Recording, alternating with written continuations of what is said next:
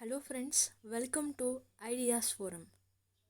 ನಾವು ಈ ವಿಡಿಯೋದಲ್ಲಿ DSCRT 6th ಸ್ಟ್ಯಾಂಡರ್ಡ್ನ 11th ಚಾಪ್ಟರ್ ನೋಡ್ತಾ ಇದ್ದೀವಿ.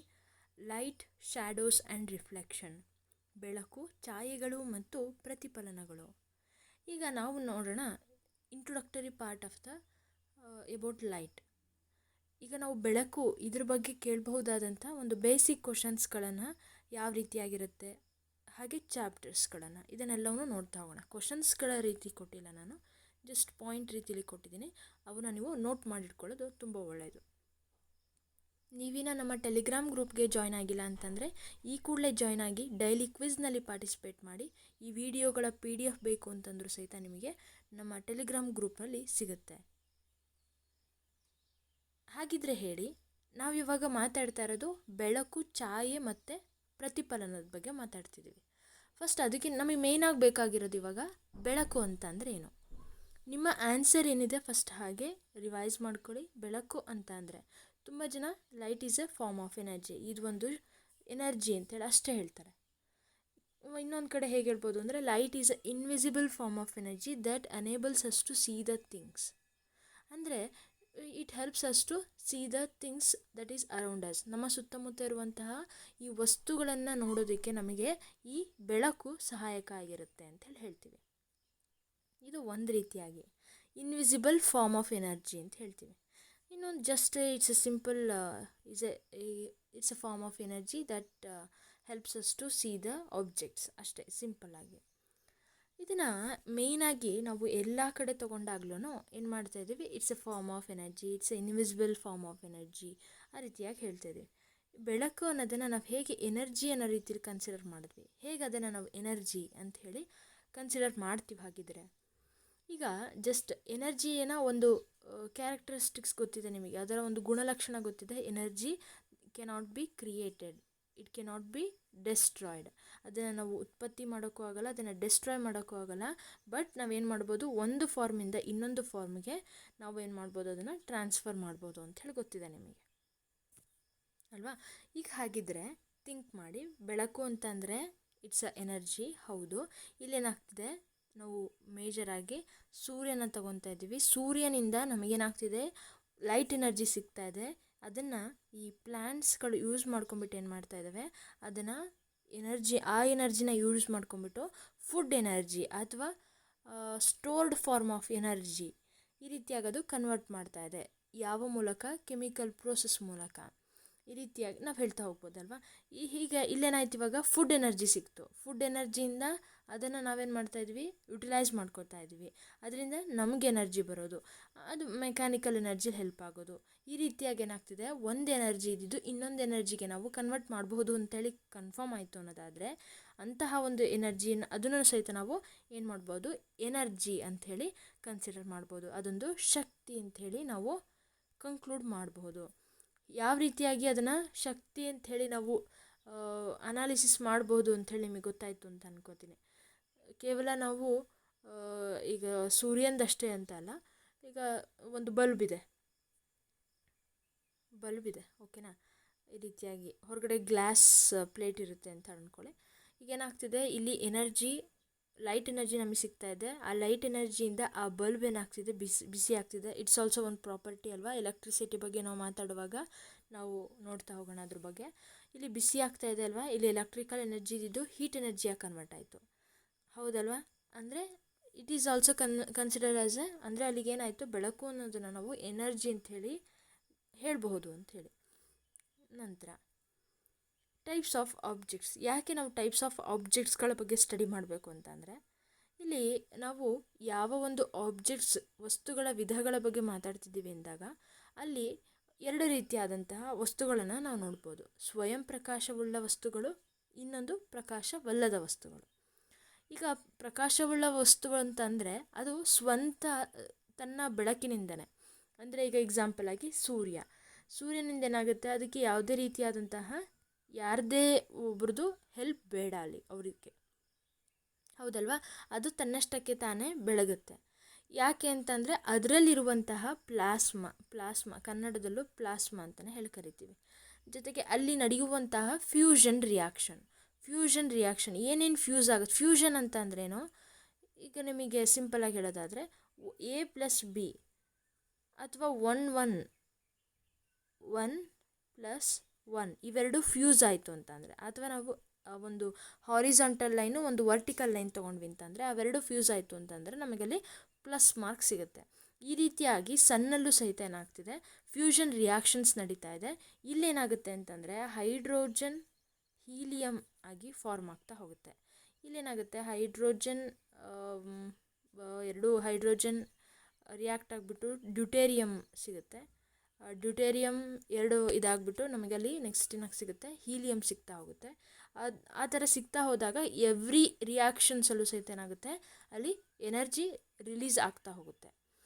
ಯಾವುದೇ ಒಂದು ರಿಯಾಕ್ಷನ್ ಆದರೂ ಎನರ್ಜಿ ರಿಲೀಸ್ ಆಗಲೇಬೇಕಲ್ವ, ಆ ರೀತಿಯಾಗಿ ಏನಾಗುತ್ತೆ, ರಿಲೀಸ್ ಆಗ್ತಾನೆ ಇರುತ್ತೆ. ಆ ರಿಲೀಸ್ ಆಗಿರೋ ಎನರ್ಜಿನೇ ನಮಗೇನು ಲೈಟ್ ಸಿಗ್ತಾ ಇದೆಯಲ್ಲ ಆ ಲೈಟ್ ಆಗಿರುತ್ತೆ. ಗೊತ್ತಾಗ್ತಿದೆಯಾ? ಇದೆ ಸನ್ ಬಗ್ಗೆ ನಾನು ಹೇಳೋಕೆ ಹೊರಟಿದ್ದು. ವೈ ಸನ್ ಶೈನ್ಸ್, ಯಾಕೆ ಸನ್ ಶೈನಿಯಾಗಿ ಕಾಣಿಸ್ತಾನೆ ಅಥವಾ ಲೈಟ್ ಅವನಿಂದ ಯಾಕೆ ಬರುತ್ತೆ ಅಂತಂದರೆ it is because of this nuclear reaction. ಇನ್ನೊಂದು ಪ್ಲಾಸ್ಮಾ ಇದೆ, ಅದಕ್ಕಾಗಿ. ಹಾಗಿದ್ರೆ ನೆನ್ಪು ಮಾಡ್ಕೊಳ್ಳಿ, the temperature of the outer surface of the sun ಎಷ್ಟಿರುತ್ತೆ ನೆನ್ಪು ಮಾಡ್ಕೊಳ್ಳಿ, ಕಮೆಂಟ್ ಮಾಡಿ. ಹಾಗೆ ಹೇಳಿ. ನೆಕ್ಸ್ಟ್ ಲುಮಿನಸ್ ಆಬ್ಜೆಕ್ಟ್ಸು ಒಂದು ಹೇಳಿದ್ದೀನಿ ನಾನು. ಈಗ ನಾನು ನಾನ್ ಲುಮಿನಸ್ ಆಬ್ಜೆಕ್ಟ್ ಬಗ್ಗೆ ಮಾತಾಡೋಣ. ಈಗ ಲುಮಿನಸ್ ಆಬ್ಜೆಕ್ಟ್ ಅಂತಂದರೆ ತನ್ನ ಸ್ವಂತಿಕೆಯಿಂದ ಬೇರೆ ಯಾರದೇ ಒಬ್ರದ್ದು ಸಪೋರ್ಟ್ ಇಲ್ಲದೇ ತಾನು ಬೆಳಗೋದು. ಈಗ ಹಾಗಿದ್ರೆ ಥಿಂಕ್ ಮಾಡಿ, ಯಾವುದು ಕ್ಯಾಂಡಲ್ ಬರುತ್ತೆ, ಅದಕ್ಕೆ ಯಾವುದೇ ರೀತಿಯಾದಂತಹ ಒಂದು ಸಪೋರ್ಟ್ ಬೇರೆದ್ರದ್ದು ಬೇಡ. ಅದೇ ರೀತಿಯಾಗಿ ನಾನ್ ಲುಮಿನಸ್ ಆಬ್ಜೆಕ್ಟ್, ಪ್ರಕಾಶಮಾನವಲ್ಲದಂತಹ ವಸ್ತುಗಳು, ನಾವೀಗ ನಮ್ಮ ಸುತ್ತಮುತ್ತ ನೋಡುವಂತಹ ಎಲ್ಲ ವಸ್ತುಗಳು, ಅದಕ್ಕೆ ಏನಾಗುತ್ತೆ, ಈಗ ಒಂದು ಬಾಲ್ ಅಂಥೇಳಿ ಕನ್ಸಿಡರ್ ಮಾಡಿದ್ರೆ ಈ ಬಾಲ್ ಮೇಲೆ ಏನಾಗುತ್ತೆ, ನಮ್ಮ ಮನೆಯಲ್ಲಿರುವಂತಹ ಲೈಟ್ ಆಗಿರ್ಬೋದು ಅಥವಾ ಸನ್ಲೈಟ್ ಆಗಿರ್ಬೋದು, ಅದ್ರ ಮೇಲೆ ಬಿದ್ದುಬಿಟ್ಟು ಅದೇನಾಗುತ್ತೆ, ಇಟ್ ಗೋಯಿಂಗ್ ಟು ರಿಫ್ಲೆಕ್ಟ್. ಈ ಲೈಟ್ ನಮ್ಮ ಕಣ್ಣಿಗೆ ತಾಕ್ಬಿಟ್ಟು ನಮಗೇನಾಗುತ್ತೆ, ಆ ಬಾಲ್ ವಿಸಿಬಲ್ ಆಗುತ್ತೆ, ಕಾಣಿಸುತ್ತೆ ನಮಗೆ. Because of the light from the sun. ಅದು ರಿಫ್ಲೆಕ್ಟ್ ಮಾಡುತ್ತೆ. ಇದು ಅಬ್ಸರ್ವ್ ಮಾಡ್ಕೊಳ್ಳಲ್ಲ, ಬಟ್ ಇದು ರಿಫ್ಲೆಕ್ಟ್ ಮಾಡುತ್ತೆ. ಆ ಲೈಟನ್ನೇ ನಾವು ನೋಡೋದು. ಗೊತ್ತಾಗ್ತಿದೆಯಾ? ಅದಕ್ಕೋಸ್ಕರ ಅವುಗಳೆಲ್ಲವೂ ಪ್ರಕಾಶಮಾನವಲ್ಲದ ವಸ್ತುಗಳಿಗೆ ಉದಾಹರಣೆ ಆಗಿರುತ್ತೆ. ಸನ್ ಅಥವಾ ಎನಿ ಸ್ಟಾರ್ಸ್ಗಳು ಗ್ಲೋ ಆಗುತ್ತೆ. ಯಾಕೆ ಅಂತಂದರೆ because of the plasma present in them. ಅದರಲ್ಲಿರುವಂತಹ ಪ್ಲಾಸ್ಮನೇ ಅದಕ್ಕೆ ಇರುವಂತಹ ಕಾರಣ ಆಗಿರುತ್ತೆ. ಇದು ಒಂದಾದರೆ ಇನ್ನೊಂದು ಫ್ಯೂಷನ್ ರಿಯಾಕ್ಷನ್ ಅಂತ ಏನು ಹೇಳಿದ್ನಲ್ಲ ಅದು. Sun is 150 million kilometer away from the earth and light takes just, ಈಗ ನೀವು ನೋಡ್ತಿದ್ದೀರಾ ಸನ್ 150 ಮಿಲಿಯನ್ ಕಿಲೋಮೀಟರ್ ಅಷ್ಟಿದೆ, ಆದರೆ ಆ ಲೈಟ್ ನಮ್ಮ ಅರ್ತ್ಗೆ ರೀಚ್ ಆಗ್ತಿರೋದು ಎಷ್ಟರಲ್ಲಿ ಅಂತಂದರೆ 8 ಮಿನಿಟ್ಸ್ ಇದೆಯಲ್ವಾ, 8 minutes 20 seconds to travel. Think ಮಾಡಿ, 8 ಮಿನಿಟ್ಸ್ 20 ಸೆಕೆಂಡ್ ಅಂತಂದರೆ ವಿ ಕ್ಯಾನ್ ವಿಸಿಬಲ್, ಅದನ್ನು ನಾವು ಎಕ್ಸ್ಪೀರಿಯನ್ಸ್ ಮಾಡ್ಬೋದು. 8 ಮಿನಿಟ್ಸ್ 20 ಸೆಕೆಂಡ್ಸ್ ನಾವು ಕೂತ್ಕೊಂಡ್ಬಿಟ್ಟು ಓಕೆ ಇಷ್ಟು ಹೊತ್ತು ತೊಗೊಳುತ್ತೆ ಅಂಥೇಳಿ ನಾವು ಇಮ್ಯಾಜಿನ್ ಅಥವಾ ಎಕ್ಸ್ಪೀರಿಯನ್ಸ್ ಮಾಡ್ಬೋದು. ಆದರೆ 150 ಕಿಲೋಮೀಟರ್ ಹೇಗೆ ನಾವು ಇಮ್ಯಾಜಿನ್ ಆದರೂ ಮಾಡೋಕ್ಕೆ ಸಾಧ್ಯ ಅಲ್ವಾ? ಅದೇ ರೀತಿಯಾಗಿ ಕನ್ನಡದಲ್ಲೂ ಕೊಟ್ಟಿದ್ದೀನಿ. ನಾನು ಎಕ್ಸ್ಪ್ಲನೇಷನ್ ಫುಲ್ ಕನ್ನಡದಲ್ಲಿರೋದ್ರಿಂದ ನಾನು ಅಷ್ಟೋಗಿ ನಿಮಗೆ ಇಂಗ್ಲೀಷಲ್ಲೇ ಓದ್ತಾ ಇದ್ದೀನಿ ಅಂತ ಹೇಳಿ ತಪ್ಪು ತಿಳ್ಕೊಬೇಡಿ. ಪಾಯಿಂಟ್ಸ್ಗಳನ್ನು ಕನ್ನಡದಲ್ಲಿ ಕೊಟ್ಟಿದ್ದೀನಿ, ಮತ್ತು ಎಕ್ಸ್ಪ್ಲನೇಷನ್ ಸಹಿತ ಕನ್ನಡದಲ್ಲೇ ಇದೆ. ಅರ್ಥ ಆಗೋ ರೀತಿಯಲ್ಲೇ ನಾನು ಹೇಳ್ತಾ ಇದ್ದೀನಿ. ಹಾಗೆ ಗೊತ್ತಿರಲಿ, ಇದಕ್ಕೆ ಸಾಧ್ಯ ಆಗ್ತಾ ಇರೋದು 8 ಮಿನಿಟ್ಸ್ 20 ಸೆಕೆಂಡಲ್ಲಿ ಅಷ್ಟು ರೀಚ್ ಆಗ್ತಿದೆ ಅಂತಂದರೆ ಇದಕ್ಕೆ ಕಾರಣ ಆಗ್ತಾ ಇರೋದು ಏನು ಅಂತಂದರೆ ಇದರ ಸ್ಪೀಡ್ ಅಷ್ಟು ಫಾಸ್ಟಾಗಿದೆ ಅಂಥೇಳಿ. ಸ್ಪೀಡ್ ಎಷ್ಟಪ್ಪ ಅಂತಂದರೆ 79248 ಮೀಟರ್ ಪರ್ ಸೆಕೆಂಡ್. ಇದನ್ನು ಸಿಂಪಲ್ಲಾಗಿ ನಾವು 3 × 10⁸ ಮೀಟರ್ ಪರ್ ಸೆಕೆಂಡ್ ಅಂತಲೂ ಸಹಿತ ಕ್ಯಾಲ್ಕುಲೇಷನ್ ಪರ್ಪಸ್ ಒಂದು ರೌಂಡ್ ಫಿಗರ್ ಆಗಿ ತೊಗೊಳ್ತೀವಿ. ಅದು ಸಹಿತ ತಪ್ಪೇನಲ್ಲ. ಮೂರ್ ಅಬೌಟ್ ಲೈಟಲ್ಲಿ ನಾವು ಹೇಳ್ತೀವಿ it's a transfers electromagnetic wave that can be seen by the typical human. ಬೆಳಕು ಒಂದು ಅಡ್ಡ, ಹೌದು, ಟ್ರಾನ್ಸ್ಫರ್ಸ್ ಆಗಿ ಹೋಗುತ್ತೆ. ಜೊತೆಗೆ ಎಲೆಕ್ಟ್ರೋಮ್ಯಾಗ್ನೆಟಿಕ್ ನೇಚರ್ ಇರುತ್ತೆ. ಎಲೆಕ್ಟ್ರೋ ಜೊತೆಗೆ ಮ್ಯಾಗ್ನೆಟಿಕ್ ನೇಚರ್ ಇರುತ್ತೆ. ಇದನ್ನು ನಿಮಗೆ ಈಸಿಯಾಗಿ ಗೊತ್ತಾಗುತ್ತೆ ಅಂದರೆ ಅದು ನೆಕ್ಸ್ಟ್ ಚಾಪ್ಟರಲ್ಲೇ ಮ್ಯಾಗ್ನೆಟ್ ಬಗ್ಗೆ ನಾವು ಮಾತಾಡ್ತೀವಿ. ಅಲ್ಲಿ ನಿಮಗೆ ನಾನು ಹೇಳ್ತಾ ಹೋಗ್ತೀನಿ. Wave that can be seen by the typical human and this point is very important. Next ಇದ್ರ ಬಗ್ಗೆನೇ ಮಾತಾಡುವಾಗ ಥಿಯರೀಸ್ ಆಫ್ ಲೈಟ್ ಬರುತ್ತೆ. ಅದರಲ್ಲಿ ವೇವ್ ಥಿಯರಿ ಆಫ್ ಲೈಟನ್ನು ಹೇಳಿರೋರು ಹೈಗನ್ಸ್. ಇವ್ರು ಹೇಳ್ತಾರೆ ಲೈಟ್ ಟ್ರಾವೆಲ್ಸ್ ಹೇಗೆ ಅಂತಂದರೆ ವೇವ್ ಮೂಲಕ ಹೋಗುತ್ತೆ. ನಮಗೆ ಆಗ ಏನಾಗುತ್ತೆ, ಕಣ್ಣಿಗೆ ರೀಚ್ ಆಗುತ್ತೆ ಅಂತ ಹೇಳಿ ಈ ರೀತಿಯಾಗಿ ಹೇಳ್ತಾ ಹೋಗ್ತಾರೆ. ಆದರೆ ಐಸಾಕ್ ನ್ಯೂಟನ್ ಅವ್ರು ಏನು ಹೇಳ್ತಾರೆ ಅಂದರೆ, ಪಾರ್ಟಿಕಲ್ ಥಿಯರಿ ಅವ್ರು ಹೇಳೋದು, ಇದೇನಾಗುತ್ತೆ, ಲೈಟ್ಸ್ ಏನಾಗುತ್ತೆ, ಅದರಲ್ಲಿರುವಂತಹ ಒಂದು ರೇ ಅಂತ ಹೇಳಿ ಕನ್ಸಿಡರ್ ಮಾಡಿದ್ರೆ, ಈ ರೇಯಲ್ಲಿ ಸಣ್ಣದಾದಂತಹ ಸ್ಮಾಲ್ ಪಾರ್ಟಿಕಲ್ ಸೈಜಲ್ಲಿರುವಂತಹ ಈ ಕಾರ್ಪಸಲ್ಸ್ ಅಂತ ಹೇಳಿರ್ತವೆ, ಅದರ ಮೂಲ ಅದು ಟ್ರಾವೆಲ್ ಆಗಿ, ಜೊತೆಗೆ ಅದು ಇನ್ನು ವೈಬ್ರೇಷನಲ್ಲಿರುತ್ತೆ. ಆ ರೀತಿಯಾಗಿ ಅದೇನಾಗುತ್ತೆ, ನಮ್ಮ ಕಣ್ಣಿಗೆ ಅದು ರೀಚ್ ಆಗುತ್ತೆ. It moves in a straight line. ನಾವೇನು ಲೈಟ್ನ ಬಗ್ಗೆ ಮಾತಾಡ್ತೀವಲ್ವ, ರೆಕ್ಟಿಲಿನಿಯರ್ ಪ್ರೊಪಗೇಷನ್, ಅಥವಾ light travels in a straight line, ಸರಳ ರೇಖೆಯಲ್ಲಿ ಚಲನೆಯನ್ನು ಮಾಡುತ್ತೆ ಅಂತ ಹೇಳ್ತೀವಲ್ವ, ಅದನ್ನು ಸಹಿತ ಐಸಾಕ್ ನ್ಯೂಟನ್ ಅವರೇ ಹೇಳಿರೋದು. ಅದನ್ನು ನೀವು ಸಹಿತ ನೋಟ್ ಮಾಡ್ಕೊಳ್ಳೋದು ತುಂಬ ಒಳ್ಳೆಯದು. ಮೂನ್ ಬಗ್ಗೆ ನಾವು ಮಾತಾಡಲೇಬೇಕು, because it's a non luminous, ಪ್ರಕಾಶಮಾನವಲ್ಲದಂತಹ ಇದೊಂದು ವಸ್ತು ಆಗಿರುತ್ತೆ. ಅಂದರೆ ಇದೊಂದು ಪ್ಲ್ಯಾನೆಟ್ ನಾವು ನೋಡ್ತಾ ಇದ್ದೀವಿ.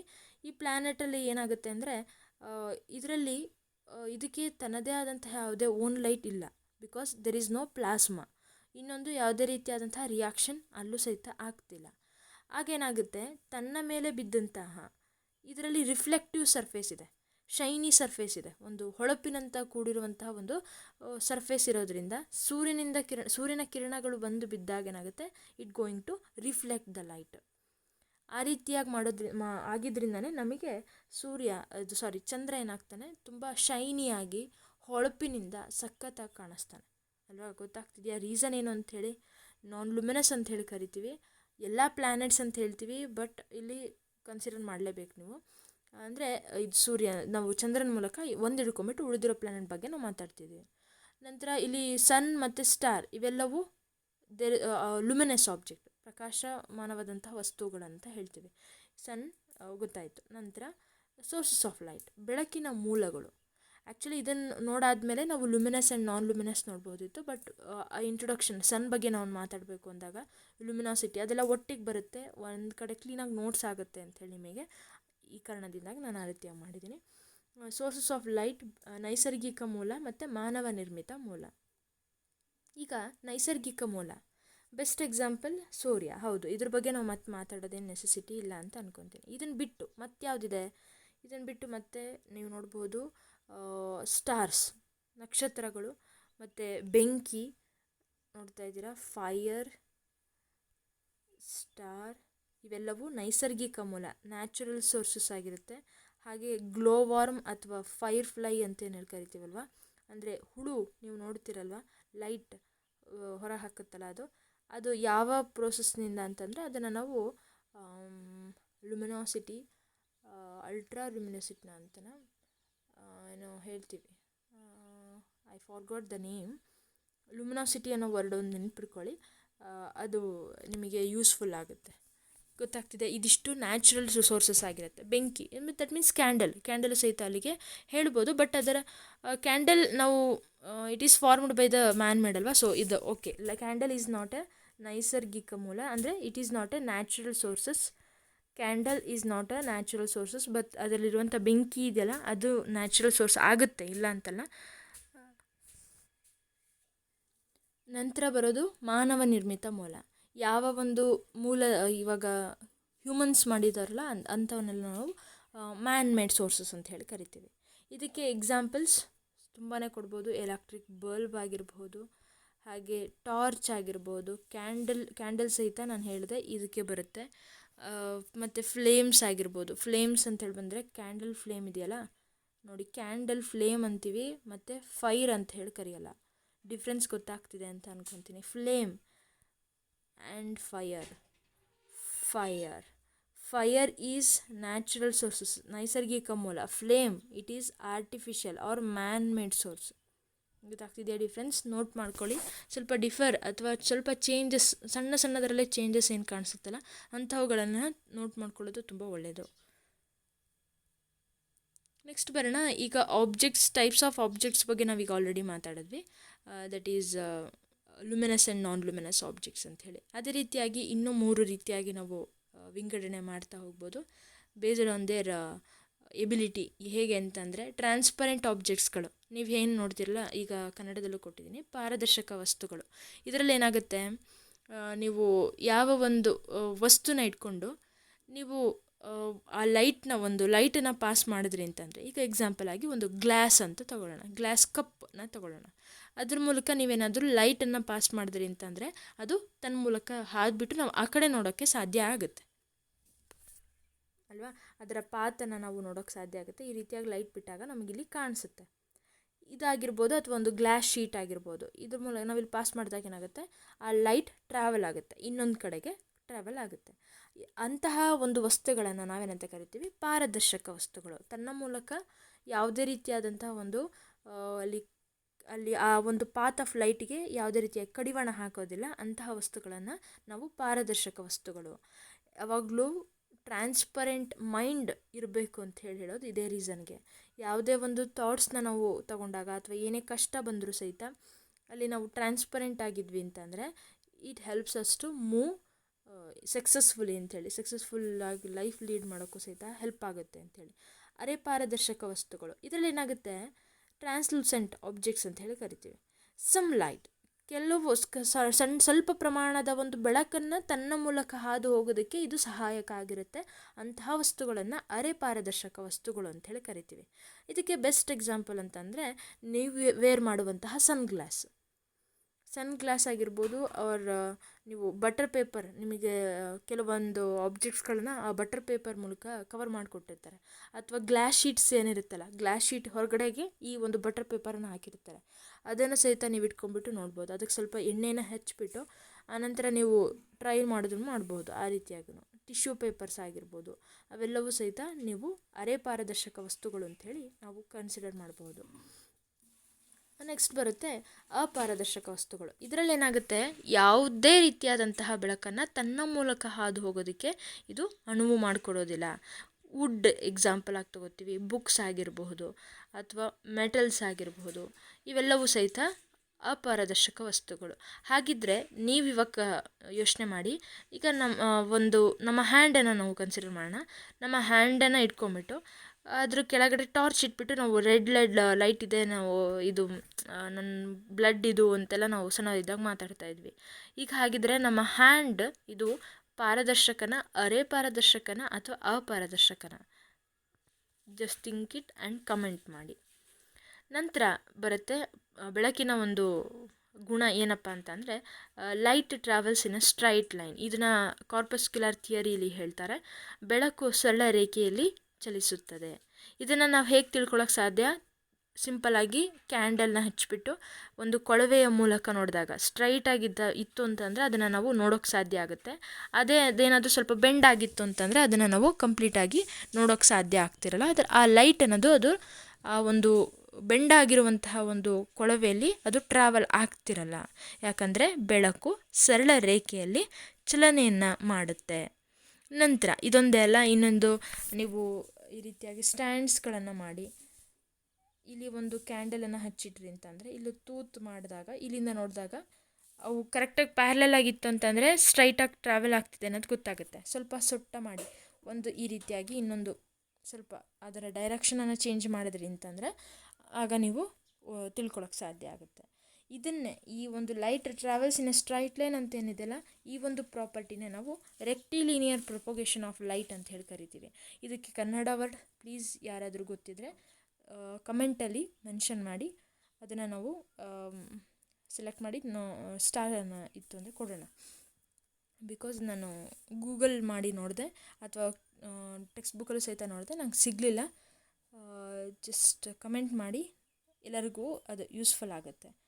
ನಂತರ ಇದರಲ್ಲಿ ಬರೋದು ರೇ ಆಫ್ ಲೈಟ್. ಒಂದು ರೇ ಆಫ್ ಲೈಟ್, ರೇ ಅಂತಂದ್ರೇನು ಇದನ್ನು ನೀವು ಮ್ಯಾಥ್ಸಲ್ಲೂ ಸಹಿತ ಓದ್ತೀರ. ಒಂದು ಎಂಡಲ್ಲಿ ಏನಾಗಿರುತ್ತೆ, ಅಲ್ಲಿಂದ ಒಂದು ಎಂಡಿಂದ ಅದು ಸ್ಟಾರ್ಟ್ ಆಗಿಬಿಟ್ಟು ಒಂದೇ ಒಂದು ಡೈರೆಕ್ಷನಲ್ಲಿ ಇದು ಫ್ಲೋ ಆಗುತ್ತೆ. ಲೈನ್ ಅಂತ ಅಂದರೆ ಬೋತ್ ಡೈರೆಕ್ಷನಲ್ಲೂ ಅದು ಟ್ರಾವೆಲ್ ಆಗುತ್ತೆ. ಅದನ್ನು ನಾವು ಲೈನ್ ಅಂತ ಹೇಳಿ ಕರಿತೀವಿ. ಬಟ್ ರೇ ಅಂತಂದ್ರೇನು, it travels only in the one direction. ಅದೇ ರೀತಿಯಾಗಿ ಬೀಮ್ ಆಫ್ ಪ್ಯಾರಲಲ್ ಲೈನ್ಸ್ ಅಂತಂದರೆ ಇಲ್ಲೇನಾಗುತ್ತೆ, ಈ ರೀತಿಯಾಗಿ ನೋಡ್ತೀವಿ ನಾವು. ಒಂದೇ ಒಂದು ಇನಿಷಿಯಲಿಂದ ಅಂದರೆ ಒಂದೇ ಒಂದು ಲೈನಿಂದ ಅಲ್ಲೇನಾಗುತ್ತೆ ಪ್ಯಾರಲಲ್ ಆಗಿ, ಪ್ಯಾರಲಲ್ ಅಂತಂದರೆ ಅದರ ಡಿಸ್ಟೆನ್ಸ್ ಸೇಮ್ ಇರುತ್ತೆ, ಲೆಂತ್ ಸೇಮ್ ಇರುತ್ತೆ. ಈ ರೀತಿಯಾಗಿ ಏನಾಗುತ್ತೆ, ಬೀಮ್ ಆಫ್ ಪ್ಯಾರಲಲ್ ರೇಸ್ ಅಂತ ಅಂದರೆ ಈಗ ಪ್ರಾಬ್ಲಮ್ಸಲ್ಲಿ ಕೇಳುವಾಗ ಅಥವಾ ಪ್ರಾಪರ್ಟೀಸ್ ಬಗ್ಗೆ ಮಾತಾಡುವಾಗ ಕ್ವಶನ್ಸನ್ನು ಕೇಳಿದಾಗ ನಿಮಗಿದು ವರ್ಡ್ಸ್ ಯೂಸ್ ಆಗುತ್ತೆ. ನಂತರ beam of light from A source of light. ಅದು ಸೋರ್ಸ್ ಒಂದು ಕಡೆ ಸೋರ್ಸ್ ಇದೆ ಅಂತಂದರೆ, ಈ ರೀತಿಯಾಗಿ ಸೋರ್ಸ್ ಇದೆ ಅಂತಂದರೆ ಇದರಿಂದ ಇಮಿಟ್ ಆಗ್ತಿರೋ ಲೈಟ್ ಅಂತಂದರೆ ಅಲ್ಲಿಗೇನಾಗುತ್ತೆ, ಈ ರೀತಿಯಾಗಿರುತ್ತೆ. ಒಂದೇ ಒಂದು ಪಾಯಿಂಟಿಂದ ಎಲ್ಲ ಡೈರೆಕ್ಷನಲ್ಲಿ ಅದು ಲೈಟ್ ಟ್ರಾವೆಲ್ ಆಗೋದು. ಗೊತ್ತಾಗ್ತಿದೆ ಅಂತ ಅನ್ಕೋತೀನಿ. ಅರ್ಥ ಆಯಿತಾ? ನೆಕ್ಸ್ಟ್ ಹೋಗೋಣ. ಈ ಬೀಮಲ್ಲಿ ಬೀಮ್ ಅಂತ ತಗೊಂಡ್ರು ಅಂತಂದರೆ ಇದರಲ್ಲಿ ಸಿಂಗಲ್ ರೇ ಇರಲ್ಲ, ಗ್ರೂಪ್ ಇರುತ್ತೆ. ಲೈಟ್ ರೇಸ್ ಅಲ್ಲ, ಅದು ಗ್ರೂಪ್. ಅದರ ಅದು ಪ್ಯಾರಲಲಾಗಿ ಹೋಗ್ತಿದೆಯೋ ಅದು ಬೇರೆ, ಇನ್ನೊಂದು ಒಂದೇ ಒಂದು ಇನಿಷಿಯಲ್ ಪಾಯಿಂಟಿಂದ ಅದು ಡಿಸ್ಟ್ರಾಕ್ಟ್ ಆಗ್ತಿದೆ, ಅದರ ಮೇಲೆ ಡಿಪೆಂಡು. ಬಟ್ ಇಲ್ಲಿ ಬೀಮ್ ಅಂತಂದರೆ ಇಲ್ಲಿ ಗ್ರೂಪ್ ಇರುತ್ತೆ ಅನ್ನೋದು ಗೊತ್ತಿರಲಿ. ಹಾಗೆ ಈಗ ಮಾತಾಡೋಣ ನಾವು ನೆರಳಿನ ಬಗ್ಗೆ. ನೆರಳು ಯಾವಾಗಲೂ ಏನಾಗಿರುತ್ತೆ, ಡಾರ್ಕಾಗಿ ಕಪ್ಪಾಗಿರುತ್ತೆ ಫುಲ್ಲು. ಹಾಗೆ ಆ ನೆರಳಿಂದ ಇದು ಯಾವ ಆಬ್ಜೆಕ್ಟ್, ಆ ವಸ್ತು ಯಾವುದು ಅಂಥೇಳಿ ನಾವು ಕಂಡುಹಿಡಿಯೋಕ್ಕೆ ಸಾಧ್ಯ ಆಗುತ್ತೆ. ಥಿಂಕ್ ಮಾಡಿ, ಈಗ ನಾವು ಒಂದು ಲೈಟ್ ಸೋರ್ಸನ್ನು ತೊಗೊಂಡ್ಬಿಟ್ಟು ಈ ರೀತಿಯಾಗಿ ನಾವು ಒಂದು ಆಬ್ಜೆಕ್ಟ್ ಮೂಲಕ ಕಳಿಸ್ತಿದ್ದೀವಿ ಅಂದಾಗ ಇದೇನಾದರೂ ಪಾರದರ್ಶಕ ವಸ್ತು ಆಗಿತ್ತು ಅಂತಂದರೆ ಇಲ್ಲಿ ಯಾವುದೇ ರೀತಿಯಾದಂಥ ಒಂದು ಶ್ಯಾಡೋ, ಒಂದು ನೆರಳು ನಮಗೆ ಸಿಗೋಲ್ಲ. ಯಾಕೆ ಅಂತಂದರೆ ಇದು ತನ್ನ ಮೂಲಕ ಬೆಳಕನ್ನು ಹಾದು ಹೋಗೋದಕ್ಕೆ ಸಹಾಯ ಮಾಡುತ್ತೆ. ಅದಕ್ಕೋಸ್ಕರ ನಾವು ನೆರಳನ್ನು ನೋಡೋದಕ್ಕೆ ಸಾಧ್ಯ ಆಗೋದಿಲ್ಲ. ನೆಕ್ಸ್ಟ್, ಒಂದು ಲೈಟನ್ನು ನಾವೇನಾದರೂ ಅರೆ ಪಾರದರ್ಶಕ ವಸ್ತುಗಳ ಮೂಲಕ ಕಳಿಸಿದಾಗ ಕೆಲವೊಮ್ಮೆ ನಾವು ನೋಡೋಕ್ಕೆ ಸಾಧ್ಯ ಆಗುತ್ತೆ, ನೆರಳನ್ನು ನಾವು ನೋಡಬಹುದು. ಪಕ್ಕ ಕಂಡೇ ಕಾಣುತ್ತೆ ಅಂತ ಹೇಳಿ ಯಾವುದ್ರಲ್ಲಿ ನೋಡ್ಬೋದು, ಅದು ಒಪ್ಯಾಕ್ ಆಬ್ಜೆಕ್ಟ್ಸಲ್ಲಿ, ಅಪಾರದರ್ಶಕ ವಸ್ತುಗಳಲ್ಲಿ ಮಾತ್ರ ನಾವು ನೆರಳನ್ನು ನೋಡೋದಕ್ಕೆ ಸಾಧ್ಯ ಆಗುತ್ತೆ. ಯಾಕಂತಂದರೆ ಇದು ತನ್ನ ಮೂಲಕ ಬೆಳಕನ್ನು ಹಾದು ಹೋಗೋದಕ್ಕೆ ಇದು ಅನುವು ಮಾಡಿಕೊಡೋದಿಲ್ಲ. ಅಂತಹ ವಸ್ತುಗಳನ್ನು ಇಟ್ಕೊಂಡಾಗ ಏನಾಗುತ್ತೆ, ಅದು ರಿಫ್ಲೆಕ್ಟ್ ಮಾಡುತ್ತೆ. ಈಗ ಒಂದು ಮರ ಅಂಥೇಳಿ ಅಂದ್ಕೊಂಡ್ರೆ ಇದ್ರ ಮೂಲಕ ನಾವು ಲೈಟನ್ನು ಪಾಸ್ ಮಾಡಿದಾಗ ಇದು ಪಾಸ್ ಆಗಲ್ಲ. ಬಟ್ ಅದರ ಹಿಂದೆ ಏನಾಗಿರುತ್ತೆ, ಒಂದು ಶ್ಯಾಡೋ ಫಾರ್ಮೇಷನ್ ಆಗಿರುತ್ತೆ. ಆ ಶ್ಯಾಡೋ ಯಾವಾಗಲೂ ಡಾರ್ಕ್ ಆಗಿರುತ್ತೆ, ಕಪ್ಪಾಗಿರುತ್ತೆ. ಜೊತೆಗೆ ಬೆಳಕಿನ ಮೂಲ, ಇದಕ್ಕೆ ಈ ಒಂದು ನೆರಳು ಫಾರ್ಮೇಷನ್ ಆಗಬೇಕು ಅಂತಂದರೆ ಏನೇನು ಮುಖ್ಯ? ಯಾಕಂದರೆ ಒಂದೊಂದು ಸರಿ ನಾವು ಸ್ಟಡಿ ಮಾಡುವಾಗ ನೆರಳನ್ನು ಇಟ್ಕೊಂಡ್ಬಿಟ್ಟು ಸ್ಟಡಿ ಮಾಡ್ತೀವಿ. ಆಗೇನಾಗುತ್ತೆ, ಏನೇನು ಬೇಕು ಅನ್ನೋದು ನಮಗೆ ಮುಖ್ಯ ಆಗಿರುತ್ತೆ. ಏನೇನು ಬೇಕು ಅಂತಂದರೆ ಸೋರ್ಸ್ ಆಫ್ ಲೈಟ್ ಬೇಕು, ಬೆಳಕಿನ ಮೂಲ ಬೇಕು. ಬೆಳಕಿನ ಮೂಲ ಇಲ್ಲದೆ, ಯಾವುದೇ ರೀತಿಯಾದಂಥ ಬೆಳಕು ಇಲ್ಲದೆ ಯಾವಾಗಲೂ ನೆರಳು ನಮಗೆ ಕಾಣಿಸೋದಿಲ್ಲ. ಹಾಗೆ ಸ್ಕ್ರೀನ್, ಆ ಒಂದು ಬೆಳಕು ಫಾರ್ಮೇಷನ್ ಆಗಬೇಕು ಅಂತಂದರೆ ಒಂದು ಸ್ಕ್ರೀನ್ ಬೇಕೇ ಬೇಕು. ಸ್ಕ್ರೀನ್ ಇನ್ ಟರ್ಮ್ಸ್, ಈಗ ನಮ್ಮ ಡೈಲಿ ಲೈಫಲ್ಲಿ ನಾವು ಸ್ಕ್ರೀನ್ ಅಂತ ಹೇಳಿದ್ರೆ ನೆಲ, ಭೂಮಿ ಇದೇನಿದೆಯಲ್ಲ ಅದೇ, ಅದ್ರ ಮೇಲೆ ನಾವು ನಮ್ಮ ನೆರಳು ಫಾರ್ಮ್ ಆಗೋದನ್ನು ನಾವು ನೋಡಬಹುದು. ಅಥವಾ ನಾವು ಮನೇಲಿ ಯೂಸ್ ಮಾಡುವಂತಹ ಗೋಡೆ, ಈ ಮಂಚ, ಗೋಡೆ, ಅಥವಾ ನೀವು ಸುತ್ತ ನೋಡುವಂತಹ ಎನಿ ಆಬ್ಜೆಕ್ಟ್ಸ್ಗಳ ಮೇಲೆ ನೆರಳನ್ನು ಬೀಳೋದನ್ನು ನೋಡಬಹುದು. It is because of the source of light and the screen. ನಂತರ it is black in colour, we already discussed. Next, ಈಗ ಗೊತ್ತಾಯಿತು ಅಂತ ಅನ್ಕೊತೀನಿ. ನೆರಳು ಫಾರ್ಮೇಷನ್ ಆಗಬೇಕು ಅಂತಂದರೆ ಒಂದು ಒಪ್ಯಾಕ್ ಆಬ್ಜೆಕ್ಟ್ ಇರಬೇಕು, ಒಂದು ಸೋರ್ಸ್ ಆಫ್ ಲೈಟ್ ಇರಬೇಕು, ಇನ್ನೊಂದು ಸ್ಕ್ರೀನ್ ಇರಬೇಕು. ಇವು ಮೂರೂ ಅವಶ್ಯಕ. ಇವಿಲ್ಲ ಅಂದರೆ, ಯಾವುದೇ ಒಂದಿಲ್ಲ ಅಂತಂದ್ರೂ ಅಲ್ಲಿ ನೆರಳು ಫಾರ್ಮೇಷನ್ ಆಗೋದಿಲ್ಲ. ಸ್ಕ್ರೀನ್ ಇಲ್ಲ ಅಂತಂದರೆ ಅಲ್ಲಿ ನೆರಳು ಎಲ್ಲಿ ಫಾರ್ಮ್ ಆಗಿ ನೆರಳು ಎಲ್ಲಿ ಬೀಳುತ್ತದೋ ಸಾಧ್ಯನೇ ಇಲ್ಲ. ಇದಕ್ಕೆ ಹಾಗಿದ್ರೆ ಬೆಸ್ಟ್ ಎಕ್ಸಾಂಪಲ್ ಏನನ್ನು ನಾವು ತಗೋಬೋದು ಅಂತಂದರೆ ಸ್ಪೇಸಲ್ಲಿ ಎಲ್ಲಿ ನೆರಳು ಇರುತ್ತೆ ನೆನಪಿಡ್ಕೋಬೇಕು. ಕ್ವಶನನ್ನು ಕೇಳ್ತಾರೆ, ನೆರಳು ಸ್ಪೇಸಲ್ಲಿ ಫಾರ್ಮೇಷನ್ ಆಗೋದೇ ಇಲ್ಲ. ನೆಕ್ಸ್ಟ್ ಹೇಳ್ತೀನಿ ನಾನು. Same shape of the object, ಅದೇ ಆಕಾರದಲ್ಲಿರುತ್ತೆ. ಆ ಕಾರಣದಿಂದಾಗಿ ಶ್ಯಾಡೋನ ಯೂಸ್ ಮಾಡಿಬಿಟ್ಟು ಆ ವಸ್ತು ಯಾವುದು ಅಂಥೇಳಿ ನಾವು ಗೆಸ್ ಮಾಡಬಹುದು. ನಂತರ ರಾತ್ರಿಯಲ್ಲಿ ಅಥವಾ ಕತ್ತಲೆಯ ಕೋಣೆಯಲ್ಲಿ ನೀವು ನೆರಳು ನೋಡಲು ಸಾಧ್ಯನೇ ಇಲ್ಲ. ಯಾಕೆ ಹೇಳಿ? ಅಲ್ಲಿ ಬೆಳಕಿನ ಮೂಲನೇ ಇಲ್ಲ. ಅದು ಹೇಗೆ ಫಾರ್ಮೇಷನ್ ಆಗುತ್ತೆ? ಸ್ಕ್ರೀನ್ ಇದೆ, ಆಬ್ಜೆಕ್ಟ್ ಇದೆ, ಆದರೆ ಬೆಳಕಿನ ಮೂಲನೇ ಇಲ್ಲ. ಅಪಾರದರ್ಶಕ ವಸ್ತು ಇಲ್ಲದಿದ್ದರೂ ಸಹ ನೀವು ನೆರಳು ನೋಡಲು ಸಾಧ್ಯನೇ ಇಲ್ಲ. ಅಪಾರದರ್ಶಕ ವಸ್ತು ಅತಿ ಅವಶ್ಯಕ ಆಗಿರುತ್ತೆ. ಬೆಳಕಿನ ಮೂಲ ಇದ್ದರೂ ಅಪಾರದರ್ಶಕ ವಸ್ತು ಇಲ್ಲ ಅಂದರೆ ಅಲ್ಲಿ ಸಹಿತ ನಾವು ನೆರಳನ್ನು ನೋಡೋದಕ್ಕೆ ಸಾಧ್ಯ ಇಲ್ಲ. ನಂತರ ಪರದೆಯಂತೆ ಕಾರ್ಯನಿರ್ವಹಿಸುವ ನೆಲ ಮತ್ತು ಗೋಡೆಗಳ ಮೇಲೆ ನೀವು ನೆರಳು ಸಹ ನೋಡಬಹುದು. ಅವನ್ನೇ ನಾವು ಸ್ಕ್ರೀನ್ ಅಂತ ಹೇಳಿ ಕನ್ಸಿಡರ್ ಮಾಡಬಹುದು. ಬಾಹ್ಯಾಕಾಶದಲ್ಲಿ ನೆರಳು ರಚಿಸಲು ಆಗುವುದಿಲ್ಲ, ಇದನ್ನು ನೀವು ತಿಳ್ಕೊಳ್ಳೇಬೇಕು. ಅಂದರೆ ಅಲ್ಲಿ ಪರದೆನೇ ಇಲ್ಲ, ಸ್ಕ್ರೀನ್ ಇಲ್ಲ ಅಲ್ಲಿ, ಅದಕ್ಕೋಸ್ಕರ. ನಂತರ ಬೆಳಕು ಹಾದು ಹೋಗಲು ಸಾಧ್ಯವಾಗದ ಅಪಾರದರ್ಶಕ ವಸ್ತುವಿನ ಹಿಂದೆ ಯಾವಾಗಲೂ ನೆರಳು ರೂಪುಗೊಳ್ಳುತ್ತದೆ. ಯಾಕೆ ಅಪಾರದರ್ಶಕ ವಸ್ತುವಿನಿಂದ ಮಾತ್ರ ನಾವು ನೆರಳನ್ನು ಪಡಿಬಹುದು ಅಂತಂದರೆ ಇದೇ ರೀಸನ್ ಆಗಿರುತ್ತೆ. ಹೀಗಾಗಿ ನೆರಳುಗಳು ಯಾವಾಗಲೂ ಕಪ್ಪು ಬಣ್ಣದಲ್ಲಿರುತ್ತೆ. ಯಾಕೆ ಕಪ್ಪು ಬಣ್ಣದಲ್ಲಿರುತ್ತೆ? ಬೆಳಕು ತನ್ಮೂಲಕ ಹೋಗದೇ ಇರೋದ್ರಿಂದ ಅದರ ಬಣ್ಣ ಅಲ್ಲಿ ಸಿಗೋದಿಲ್ಲ, ಅಲ್ಲಿ ಅದಕ್ಕೋಸ್ಕರ ಅದು ಕಪ್ಪಾಗಿ ಕಾಣಿಸುತ್ತೆ. ಅರೆ ಪಾರದರ್ಶಕ ವಸ್ತುಗಳು ಮಸುಕಾದ ನೆರಳನ್ನು ರೂಪಿಸುತ್ತದೆ. ಈಗ ಅಪಾರದರ್ಶಕ ವಸ್ತುಗಳ ಬಗ್ಗೆ ನೋಡಿದ್ರಿ, ಪಾರದರ್ಶಕ ವಸ್ತು ಅಂತೂ ನೆರಳನ್ನು ರಚಿಸಲು ಸಾಧ್ಯನೇ ಇಲ್ಲ. ಅರೆ ಪಾರದರ್ಶಕ ವಸ್ತುದಲ್ಲಿ ಏನಾಗುತ್ತೆ, ಸ್ವಲ್ಪ ಮಸುಕಾದಂತಹ ಒಂದು ನೆರಳನ್ನು ನಾವು ನೋಡೋದಕ್ಕೆ ಸಾಧ್ಯ ಆಗುತ್ತೆ. ಆದರೆ ಕಂಪ್ಲೀಟಾಗಿ ಅದು ವಿಸಿಬಲ್ ಆಗೋಲ್ಲ ಅಂತ ಹೇಳ್ಬೋದು. ಈಗ ಈ ಒಂದು ನೆರಳಿನ ಒಂದು ಸೈಜ್ ಹೇಗಿರುತ್ತೆ ಅಂತಂದರೆ, ಒಂದು ಬೆಳಕಿನ ಸೋರ್ಸನ್ನು ಈ ರೀತಿಯಾಗಿ ತೊಗೊಂಡ್ರೆ ಇಲ್ಲೊಂದು ಆಬ್ಜೆಕ್ಟ್, ಒಪ್ಯಾಕ್ ಆಬ್ಜೆಕ್ಟ್, ಅಪಾರದರ್ಶಕ ವಸ್ತುವನ್ನೇ ನಾವು ತೊಗೊಂಡಿದ್ದೀವಿ. ಅರೆ ಅಲ್ಲ, ಅಪಾರದರ್ಶಕ ವಸ್ತುವನ್ನು ತೊಗೊಂಡಿದ್ದೀವಿ. ಈಗ ಈ ಸೋರ್ಸ್ ನಿಯರ್ ಹೋದಾಗ, ಈಗ ಸನ್ ಬೇಡ, ಒಂದು ಕ್ಯಾಂಡಲ್ ಅಂತ ಹೇಳಿ ತೊಗೊಳ್ಳೋಣ. ಬಿಕಾಸ್ ಅದನ್ನು ನಾವು ಡೈರೆಕ್ಟ್ ಎಕ್ಸ್ಪೀರಿಯೆನ್ಸ್ ಕೊಡೋಕ್ಕಾಗಲ್ಲ ಅಲ್ವಾ. ಕ್ಯಾಂಡಲ್ನ ಹತ್ತಿರ ತಗೊಂಡು ಹೋದಾಗ ಇನ್ನೊಂದು ಕ್ಯಾಂಡಲಿಂದ ಸ್ವಲ್ಪ ದೂರ ಇದ್ದಾಗ ಯಾವ ರೀತಿಯಾಗಿರುತ್ತೆ ಅಂಥೇಳಿ, ನೆರಳು ಯಾವ ರೀತಿಯಾಗಿರುತ್ತೆ. ಸೈಜ್ ಆಫ್ ದ ಶ್ಯಾಡೋನ ಒಂದು ಸೈಜ್, ಅದರ ಆಕಾರದಲ್ಲಿ ಸೇಮ್ ಇರುತ್ತೆ, ಓಕೆ, ಬಟ್ ಸೈಜ್ ಚೇಂಜ್ ಆಗುತ್ತೆ ಅಲ್ವಾ. ಸೈಜ್ ಏನಾಗುತ್ತೆ, ಹತ್ತಿರ ತಂದಾಗ ಏನಾಗುತ್ತೆ, ಅದರ ಸೈಜ್ ಕಡಿಮೆ, ಇಟ್ ಬಿಕಮ್ಸ್ ಬಿಗ್ಗರ್ ಯಾವಾಗ ಅಂದರೆ ಅದನ್ನು ನಾವು ಸ್ಕ್ರೀನಿಂದ ಹೊರಗೆ ಬಂದಾಗ, ಹತ್ತಿರದಲ್ಲಿ ತಂದಾಗ ಏನಾಗುತ್ತೆ, ಇಟ್ ಲುಕ್ಸ್ ಬಿಗ್ಗರ್, ಹೆಚ್ಚು ದೊಡ್ಡದಾಗಿ ಕಾಣುತ್ತೆ. ಯಾಕೆ ಅಂತಂದರೆ ಲೈಟ್ಸ್ ನೀವು ನೋಡ್ಬೋದು ಈ ರೀತಿಯಾಗಿ ಟ್ರಾವೆಲ್ ಆಗುತ್ತೆ, ಆ ಕಾರಣದಿಂದಾಗಿ ಇಟ್ ಲುಕ್ಸ್ ಬಿಗ್ಗರ್. ಅದೇ ದೂರದಲ್ಲಿದ್ದಾಗ ಏನಾಗುತ್ತೆ, ಸ್ಟ್ರೈಟಾಗಿ ಹೋಗಿ ರೀಚ್ ಆಗುತ್ತೆ. ಗಮನಿಸ್ತಾ ಇದ್ದೀರಾ, ರೇ ಡಯಾಗ್ರಾಮ್ಗಳನ್ನು ನಾವು ಇದೇ ರೀತಿಯಾಗಿ ಬರೆಯೋದಲ್ವ, ಗೊತ್ತಾಯಿತು ಅಂತ ಅನ್ಕೊತೀನಿ. ಈ ರೀತಿಯಾಗಿ ಏನಾಗುತ್ತೆ, ಸೈಜ್ ಆಫ್ ದ ಶ್ಯಾಡೋ ನಮ್ಮ ಡೈಲಿ ಲೈಫಲ್ಲಿ ನಾವು ಮಾಡಿರೋದೆ. ನನ್ನ ಕೈ ಇಷ್ಟು ದೊಡ್ಡದು ಕಾಣ್ತಿದೆ, ನನ್ನ ತಲೆ ಎಷ್ಟು ದೊಡ್ಡದು ಕಾಣ್ತಿದೆ, ನಾವು ಈ ಥರ ಎಲ್ಲ ಸಣ್ಣವರಿದ್ದಾಗ ಮಾತಾಡಿಬಿಟ್ಟು ರಾಕ್ಷಸನ ಒಂದು ನಾಟಕ ಮಾಡೋದು, ಈ ಥರ ಇದೆಲ್ಲ ಮಾಡಿರ್ತೀವಲ್ವ. ಇದು ಸಿಂಪಲ್ ಆಗಿದೆ ಅಂತ ಅನ್ಕೋತೀನಿ. ನೆಕ್ಸ್ಟ್ ಹೋಗೋಣ. ಇಲ್ಲಿಷ್ಟು ಕ್ವಶನ್ಸ್ಗಳನ್ನು ಕೊಟ್ಟಿದ್ದೀನಿ, ಟ್ರೈ ಟು ಆನ್ಸರ್. ಇಲ್ಲಿ ಟಿಕ್ ದ ಕರೆಕ್ಟ್ ಆನ್ಸರ್, ಇಲ್ಲಿ ಯಾವುದು ಸರಿ ಅಂತೇಳಿ ನೀವು ಮೆನ್ಷನ್ ಮಾಡಬೇಕಾಗುತ್ತೆ. ಸೂರ್ಯನು ಪ್ರಕಾಶಮಾನದ ವಸ್ತು ಆಗ್ತಾನೆ, ಹೌದು. ಅರೆ ಪಾರದರ್ಶಕ ವಸ್ತುನ ಅಥವಾ ಪಾರದರ್ಶಕ ವಸ್ತುವಿಂದ ನಾವು ನೆರಳನ್ನು ಪಡಿಬಹುದು. ಹಾಗೆ ನೆರಳಿನ ಬಣ್ಣ ಕಪ್ಪ ಅಥವಾ ಬಣ್ಣನ. ಕತ್ತಲೆಯಲ್ಲಿ ಅಥವಾ ಬೆಳಕಿನಲ್ಲಿ ಎಲ್ಲಿ ನಾವು ನೆರಳನ್ನು ನೋಡಬಹುದು? ಬೆಳಕು ಒಂದು ಅಥವಾ ಗೋಚರವಾದಂತಹ ಅಥವಾ ಅದೃಶ್ಯ ಶಕ್ತಿಯ ಮೂಲವಾಗಿದೆ. Light is on visible or invisible source of energy. ಹೌದಾ? ಥಿಂಕ್ ಮಾಡಿ, ಆನ್ಸರ್ ಮಾಡಿ. ನಂತರ ಹೇಳಿ. ಈಗ ನೋಡೋಣ, ಸೂಜಿ ರಂಧ್ರ ಕ್ಯಾಮ್ರಾ. ಇದು ತುಂಬ ಇಂಪಾರ್ಟೆಂಟ್ ಕಾನ್ಸೆಪ್ಟ್ಸ್, ಎಕ್ಸಾಮಲ್ಲಿ ಕೇಳ್ತಾರೆ.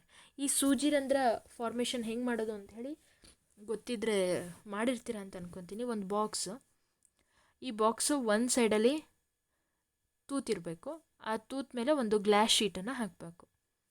ಈಗ ನೀವು ಇದನ್ನು ಇಟ್ಕೊಂಡು ಇಲ್ಲೂ ಒಂದು ತೂತಿರಬೇಕು. ಇಲ್ಲಿಂದ ನೋಡಿದಾಗ ಏನಾಗುತ್ತೆ, ನಾವು ಈ ಒಂದು ರಿಫ್ಲೆಕ್ಷನನ್ನು ನೋಡೋಕ್ಕೆ ಸಾಧ್ಯ ಆಗುತ್ತೆ. ಅರ್ಥ ಆಗ್ತಿದೆಯಾ? ಓಕೆ, ಒಂದು ಕಡೆ ಸ್ಕ್ರೀನ್ ಅನಿಸುತ್ತೆ ಅಲ್ವಾ, ಸೊ ದಟ್ ಅಲ್ಲಿ ನಮಗೆ ಇಮೇಜ್ ಫಾರ್ಮೇಷನ್ ಆಗಿದ್ದು ಕಾಣಿಸ್ಬೇಕಲ್ವ. ಎಸ್, ಫಸ್ಟ್ ನೋಡೋಣ. ಇಲ್ಲಿ ಯೂಸ್ ಆಗುವಂತಹ ಒಂದು ಪ್ರಾಪರ್ಟಿ ಆಫ್ ಲೈಟ್ ಯಾವುದು ಅಂತಂದರೆ ಅದೇ ರೆಕ್ಟಿಲಿನಿಯರ್ ಪ್ರೊಪೊಗೇಷನ್ ಆಫ್ ಲೈಟ್. ಇಲ್ಲಿ ಆಗೋದೇನೋ, ಈಗ ಏನಾಗುತ್ತೆ, light travels in a straight line ಅಂತ ಹೇಳ್ತೀವಲ್ವ, ಆ ಒಂದು ಪ್ರಾಪರ್ಟಿ ಮೇಲೇ ಈ ಒಂದು ಕ್ಯಾಮ್ರಾ ವರ್ಕ್ ಆಗುತ್ತೆ. ಇದರಲ್ಲಿ ಯಾವುದೇ ರೀತಿಯಾದಂತಹ ಲೆನ್ಸ್ ಇರಲ್ಲ, ಬಟ್ ನಾವಿಲ್ಲಿ ಏನು ಹೋಲ್ ಮಾಡಿರ್ತೀವಲ್ಲ ಅದೇ ಲೆನ್ಸ್ ಆಗಿ ವರ್ಕ್ ಮಾಡುತ್ತೆ. ಕನ್ನಡದಲ್ಲೂ ಸಹಿತ ಕೊಟ್ಟಿದ್ದೀನಿ. ಇಲ್ಲಿ ಬರುವಂತಹ ಒಂದು ಇಮೇಜ್ ಏನಾಗಿರುತ್ತೆ, ಇದು ಉಲ್ಟಾ ಇರುತ್ತೆ, ಇನ್ವರ್ಟೆಡ್ ಇಮೇಜ್ ಇರುತ್ತೆ. ಹಾಗೆ ಪಿನ್ ಹೋಲ್ನ ಗಾತ್ರವು ಚಿಕ್ಕದಾಗಿದ್ದಾಗ ಇಮೇಜ್ ಅಂದರೆ ಕ್ಲಿಯರ್ ಆಗಿರುತ್ತೆ ಅಂತ, ಇಮೇಜ್ ಕ್ಲಿಯರ್ ಆಗಿರುತ್ತೆ. ಗೊತ್ತಾಗ್ತಿದೆಯಾ? ಈಗ ಪಿನ್ ಹೋಲ್ ಕ್ಯಾಮ್ರಾನ ಮೇಕಿಂಗ್ ಬಗ್ಗೆ ನಾವು ಮಾತಾಡೋದಾದರೆ ಹೇಗಿದನ್ನು ಮಾಡಬಹುದು ಅಂತಂದರೆ, ಒಂದು ಬಾಕ್ಸನ್ನು ತಗೊಳ್ಳಿ. ಈ ಬಾಕ್ಸಲ್ಲಿ okay, I think it's enough, ಅರ್ಥ ಆಗ್ತಿದೆ ಅಂತ ಅಂದ್ಕೊತೀನಿ. ಈ ಬಾಕ್ಸಲ್ಲಿ ಒಂದು ಸೈಡಲ್ಲಿ ತೂತನ್ನು ಮಾಡ್ಕೊಳ್ಳಿ. ಅದೇ ರೀತಿಯಾಗಿ ಇನ್ನೊಂದು ಸಣ್ಣ ಬಾಕ್ಸನ್ನು ತಗೊಳ್ಳಿ. Wait a minute. ಓಕೆ, ಇಲ್ಲಿ ಸಹಿತ ನೀವು ಒಂದು ಅಗ್ಲವಾದಂಥ ಒಂದು ತೂತನ್ನು ಮಾಡಿ ಈ ಒಂದು ತೂತಿಗೆ ಯಾವುದು ಸೆಕೆಂಡ್ ಬಾಕ್ಸ್ ಏನಿದೆ ಅಲ್ವಾ, ಇದಕ್ಕೇನು ಮಾಡಿ ಒಂದು ಬಟರ್ ಶೀಟ್ ಅಥವಾ ಒಂದು ಬಟರ್ ಪೇಪರ್ ಗೊತ್ತಿದೆ ಅಲ್ವಾ, ಬಟರ್ ಪೇಪರ್ನ ಹಾಕಿ ಇಲ್ಲಿ ಇದನ್ನು ಹಾಕಿದ ನಂತರ, ಅಥವಾ ನೀವು ಟಿಶ್ಯೂ ಯೂಸ್ ಮಾಡಿ ಸಹಿತ ಮಾಡ್ಬೋದು ಅಂತ ಅನಿಸುತ್ತೆ. ಲೆಟ್ಸ್ ಸಿ, ಮಾಡಿ ನೋಡೋಣ. ಇದನ್ನು ಹಾಕಿದಾಗ ಈಗ ನೆಕ್ಸ್ಟ್ ಈ ಒಂದು ಸೆಕೆಂಡ್ ಬಾಕ್ಸ್ ಇದೆಯಲ್ಲ, ಈ ಫಸ್ಟ್ ಬಾಕ್ಸ್ ಒಳಗಡೆಯಿಂದ ಹಾಕಿ. ಈಗ ಹಾಗಿದ್ರೆ ಇಮೇಜ್ ಯಾವ ರೀತಿಯಾಗಿರುತ್ತೆ ಅಂದರೆ ಇದನ್ನು ನೀವು ಇಟ್ಟಾಗ ಯಾವ ರೀತಿಯಾಗಿ ಕಾಣಿಸುತ್ತೆ ಅಂತಂದರೆ, ಇಲ್ಲಿ ಒಂದು ತೂತಿದೆ. ಹಾಗೆ ನಾನಿವಾಗ ಆ ಒಳಗಡೆ ಇರುವಂತಹ ಬಾಕ್ಸ್ ಹೇಗಿರುತ್ತೆ ಅಂತ ಹೇಳಿ ಬರಿತೀನಿ. ಫುಲ್ ಬರೆಯಲ್ಲ, ಇದಿಷ್ಟು. ಈಗ ನೀವು ಈ ಕಡೆಯಿಂದ ನೋಡಿದಾಗ ಇಲ್ಲಿ ಒಂದು ಕ್ಯಾಂಡಲನ್ನು ಇಡಿ. ಈ ಕಡೆಯಿಂದ ನೋಡಿ, ಆರ್ ಬೆಟರ್ ವೇಟ್, ಕ್ಯಾಂಡಲ್. ನೀವೀಗ ಈ ಪಾರ್ಟಿಂದ ನೋಡಿದ್ರೆ, ಈ ಕಡೆ ನೋಡಿದಾಗ ಏನಾಗುತ್ತೆ, ನಮಗೆ ಕ್ಯಾಂಡಲ್ ಫ್ಲೇಮ್ ಇದ್ದಿದ್ದು ಯಾವ ರೀತಿಯಾಗಿ ಬರುತ್ತೆ ಅಂದರೆ ಈ ರೀತಿಯಾಗಿ ಉಲ್ಟಾ ಕಾಣಿಸುತ್ತೆ. ಸ್ವಲ್ಪ ಡಾರ್ಕ್ ಇರೋ ರೂಮಲ್ಲಿ ಮಾಡಿ ನೋಡಿ, ನಿಮಗೆ ಖಂಡಿತ ಸಿಗುತ್ತೆ. ಹಾಗೆ ಇದರಲ್ಲಿ ಈ ಇಮೇಜ್ ಏನು ಫಾರ್ಮೇಷನ್ ಆಗಿರುತ್ತಲ್ಲ, ಇದರ ಒಂದು ಗುಣಗಳು ಹೇಗಿರುತ್ತೆ ಅಂತಂದರೆ, ಅದರ ಸೈಜ್ ಕಡಿಮೆ ಆಗಿರುತ್ತೆ. ಇಟ್ ಮೀನ್ಸ್ ಡಿಮಿನಿಷ್ಡ್ ಅಂತ ಹೇಳಿ ಕರಿತೀವಿ, ಇಂಗ್ಲೀಷಲ್ಲಿ ಡಿಮಿನಿಷ್ಡ್ ಅಂತ ಹೇಳಿ ಕರಿತೀವಿ. ಹಾಗೆ ಇಮೇಜ್ ಗೊತ್ತಿರೋ ಹಾಗೆ ಉಲ್ಟಾ ತೆಲಕಳಗಾದಂಥ ಚಿತ್ರ ಇರುತ್ತೆ, ಇನ್ವರ್ಟೆಡ್ ಇಮೇಜನ್ನು ನೋಡ್ಬೋದು. ಜೊತೆಗೆ ಆ ಆಬ್ಜೆಕ್ಟ್ನ ಕಲರ್ ಏನಿರುತ್ತಲ್ಲ ಅದೇ ಕಲರ್ ನಮಗಿಲ್ಲಿ ಸಿಗುತ್ತೆ. ಕಲರ್ಡ್ ಇಮೇಜನ್ನ ನಾವಿಲ್ಲಿ ಪಡ್ಕೋಬಹುದು. ನಂತರ ನಿಮ್ಮ ಸ್ಥಳದಿಂದ ಗ್ರಹಣವೊಂದು ಕಾಣುವಾಗ ಈ ರೀತಿಯಾದಂತಹ ಒಂದೊಂದು ಸೂಜಿರಂಧ್ರ ಬಿಂಬ ಈ ಒಂದು ಕ್ಯಾಮ್ರಾವನ್ನು ಮಾಡಿಬಿಟ್ಟು ನೋಡಿ. ಆಗೇನಾಗುತ್ತೆ, ನಿಮಗೆ ಒಂದು ಕಣ್ಣಿಗೆ ಯಾವುದೇ ರೀತಿಯಾಗಿ ಎಫೆಕ್ಟ್ ಆಗಲ್ಲ. ಜೊತೆಗೆ ಇಮೇಜನ್ನು ನೀವು ಕ್ಲಿಯರ್ ಇಮೇಜನ್ನು ಸಹಿತ ಮಾಡ್ಕೋಬೋದು. ಕ್ಲಿಯರ್ ಇಮೇಜ್ ಯಾವ ರೀತಿಯಾಗಿ ಅಂತಂದರೆ, ನಾನೀಗ ಹೇಳಿದ್ನಲ್ಲ ಹೇಗೆ ಪಿನ್ ಹೋಲ್ ಕ್ಯಾಮ್ರಾನ ಮಾಡ್ಕೋಬೇಕು ಅಂಥೇಳಿ. ಈ ಒಳಗಡೆ ಇಟ್ಟಿರುವಂತಹ ಬಾಕ್ಸನ್ನು ಮೂವ್ ಮಾಡಿ ಯಾವಾಗ ಅದು ಕ್ಲಿಯರ್ ಇಮೇಜ್ ಕಾಣಿಸುತ್ತೆ ಅನ್ನೋದನ್ನು ನೀವು ನೋಡಿ ಸೆಟ್ ಮಾಡ್ಕೋಬೇಕು. ಆಗ ನೀವು ಈಸಿಯಾಗಿ ಗ್ರಹಣವನ್ನು ನೋಡೋಕ್ಕೆ ಸಾಧ್ಯ ಆಗುತ್ತೆ. ಈ ಕಾನ್ಸೆಪ್ಟ್ ಬರುತ್ತೆ ಮಿರರ್ಸ್ ಆ್ಯಂಡ್ ರಿಫ್ಲೆಕ್ಷನ್. ಮಿರರ್ಸ್ ಬಗ್ಗೆ ಕಂಪ್ಲೀಟಾಗಿ ನೀವು 8th 9th 10th ಎಲ್ಲ ಓದ್ತೀರಾ. ಸೊ ಅದಕ್ಕೋಸ್ಕರ ಇಲ್ಲಿ ನಾವು ಡಿಸ್ಕಸ್ ಮಾಡೋದು ಬೇಡ. ಬಟ್ ರಿಫ್ಲೆಕ್ಷನ್ಸ್ ಅಂತ ಅಂದರೆ ಅಲ್ಲಿ ಮಿರರ್ ಬಗ್ಗೆ ಮಾತಾಡಲೇಬೇಕು. ಟೈಪ್ಸ್ ಆಫ್ ಮಿರರ್ ಬಗ್ಗೆ ಮಾತಾಡೋದು ಬೇಡ. ರಿಫ್ಲೆಕ್ಷನ್ಸ್, ಯಾವಾಗ ಒಂದು ಪಾತ್ ಆಫ್ ಲೈಟ್ ನಿಮಗೆ ಗೊತ್ತಿದೆ, ಸ್ಟ್ರೈಟ್ ಲೈನಲ್ಲಿ ಹೋಗುತ್ತೆ lights.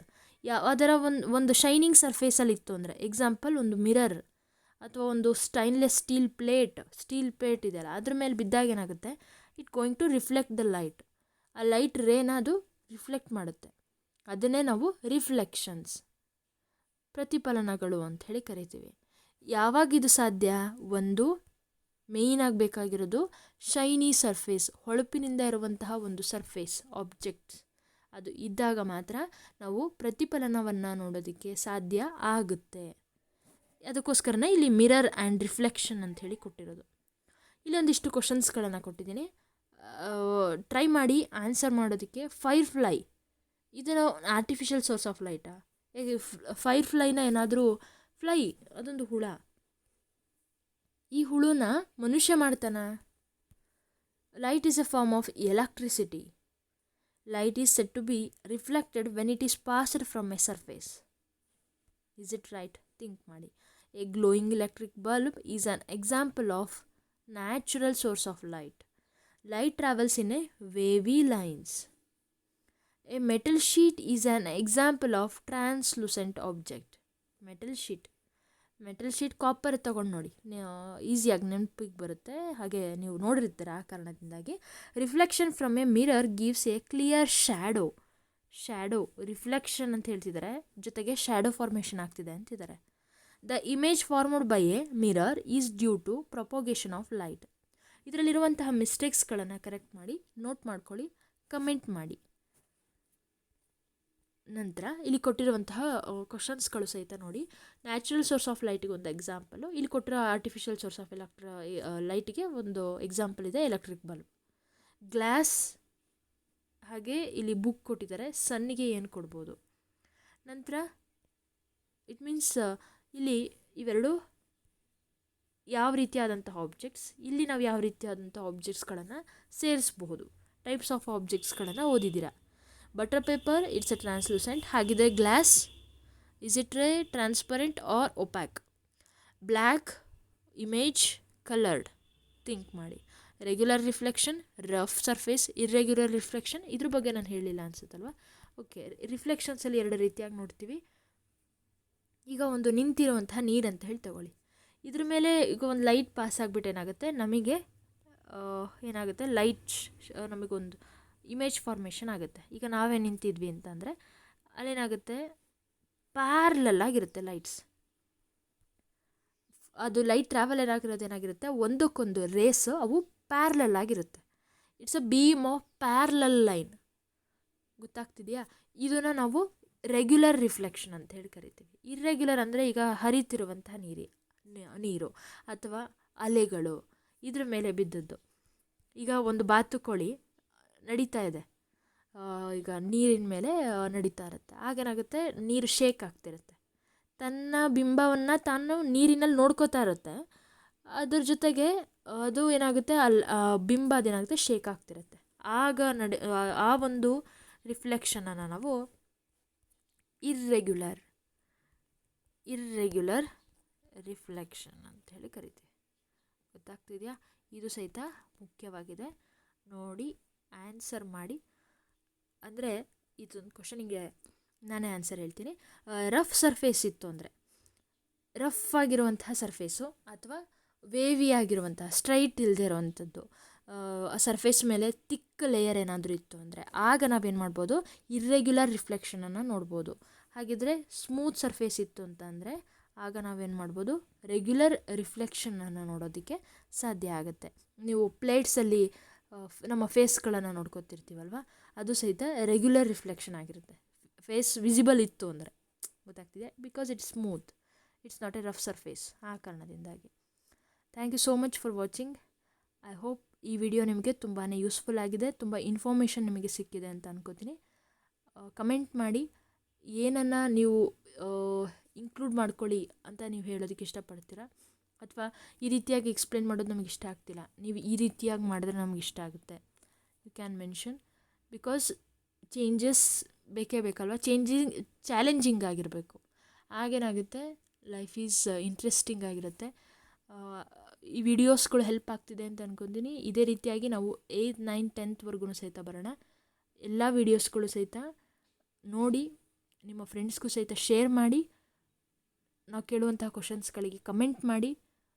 Thank you so much. Bye. Have a good day.